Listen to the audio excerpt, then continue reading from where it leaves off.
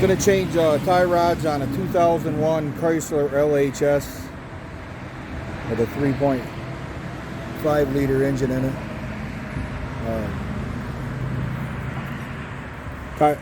Tie rods are in a different location than most cars, but so here we go.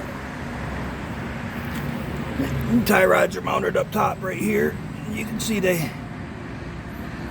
inner tie rod runs way back. So you have to take off, you have to pull the windshield wipers off and then take a 15mm socket just right here. And you just kind of have to pull up on them and wiggle them. Like lift the arm up here. They pop right off pretty easy. Then you got these, I took the other side off already, but there's a cover right here. The vent cover. Get them out of your way. Then you have to take off this brace right here. What holds these covers on are T25 Torx head. Then you have to take off this brace right here, and there's 1, 2, 3, 4, 5, 6, 7, 8, 9, 13mm head bolts that hold this on. 2 here, 2 down here, 1 in the middle, and 2 there on the bottom, and then 2 more right up here at the top. You got to pull all that stuff out of your way to get to the inner tie rods, and then you have to pull this air box out of the way. And once you get that off, then you can get to the inner tie rods on there. Then this brace just picks up off in there.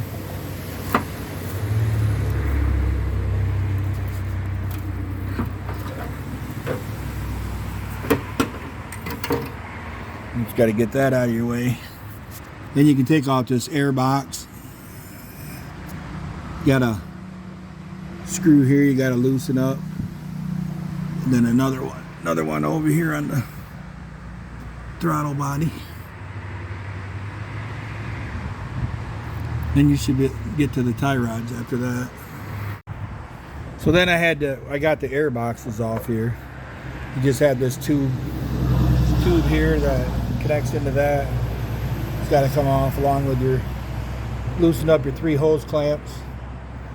And I took this part off first from the top of the air box, and then this part here connects, and it's like a rubber grommet that sits on this thing right here. I just sprayed a little WD-40 on it to get it loosened up, and then it just pulls off. It just sits on there like a suction almost.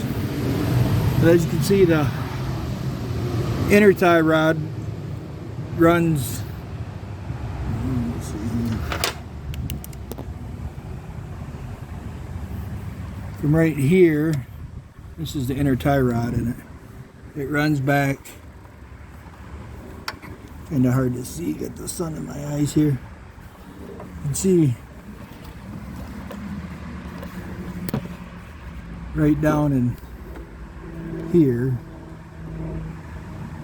is where the 2 connect, passenger side, driver's side over here. And there's like some little clip things you have to, there's like 2 prongs you got to bend up in order to get the 22mm head nut off from them to change them. See, I had to take this air box off here that sits here like this, get that out of the way, and then there's another part that sits back inside of here like that. I had to get all that out of the way just to be able to get to these inner tie rods, which connect like right where my finger's at behind the engine here. There's a little plate that goes in the front, a couple nuts you got to take off to get that off. But then once you get all that stuff out of the way, it's pretty simple. But you can see, I don't know if you can see this moving back and forth or not. But that's not supposed to do that. And it goes up and down. That's actually pretty dangerous, especially for a girl driving around with kids in her car. There's like a rubber bushing that goes in there, and it looks like the rubber bushing is completely gone. So we'll get her fixed up and make it safe for her. Check with you later. Yeah, you can see here there's a rubber bushing that goes all the way around. Right here in the front and back. The only thing that's basically holding this tie rod on is a bolt, like shaft thing that this slides on, and then a nut goes on it. That whole rubber in her old one is completely gone, so it slides back and forth like this and up and down. It's actually pretty dangerous. So I'm glad she's getting it fixed. Just thought I'd show you. Well, that's what the inner tie rod looks like. That whole thing. And then the outer tie rod here screws into it. Basically, this is when you turn your steering wheel and stuff, it's what's connected to your wheels that make your wheels turn. So she said when she drove it over here, she could just feel the wheel shaking and stuff.